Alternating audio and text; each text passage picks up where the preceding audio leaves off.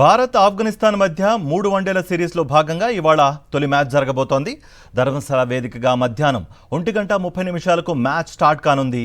ఇటీవల ఐపీఎల్లో ఫిట్నెస్ సమస్యలు ఎదుర్కొని కోలుకున్న రోహిత్ ఎలా ఆడబోతున్నాడు అనేది ఆసక్తికరం. గాయంతో ఇప్పటికే విరాట్ కోహ్లీ సిరీస్ నుంచి తప్పుకోవడంతో రోహిత్ ఆట కీలకం కానుంది.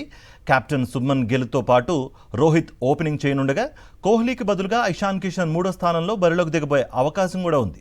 ఆ తర్వాత శ్రేయస్ అయ్యర్, రాహుల్ స్థానాలు పదిలం కాగా ఇద్దరు స్పిన్నర్స్ కుల్దీప్, సుందర్ ఉంటారు. 6వ స్థానంలో ఆంధ్ర ఆటగాడు నితీష్ కుమార్ రెడ్డి తన చోటును సుస్థిరం చేసుకునే ప్రయత్నంలో ఉన్నాడు. మరోవైపు ఆఫ్ఘనిస్తాన్ జట్టు అనుభవజ్ఞులైన ఆటగాళ్లపైనే ఆధారపడుతోంది. ఇబ్రహీం, గుర్బాజ్, రహ్మద్ షా, షహమతుల్లా ప్రధాన బ్యాటర్లు కాగా ఆల్రౌండర్లుగా అజ్మతుల్లా ఒమర్జాయ్ గత 2 ఏళ్లుగా బాగా ఆడుతున్నాడు. టెస్ట్ ఆడని రషీద్ ఖాన్ రాకతో స్పిన్ బలంగా మారగా ఘజన్ఫర్ కూడా కీలకం కానున్నాడు.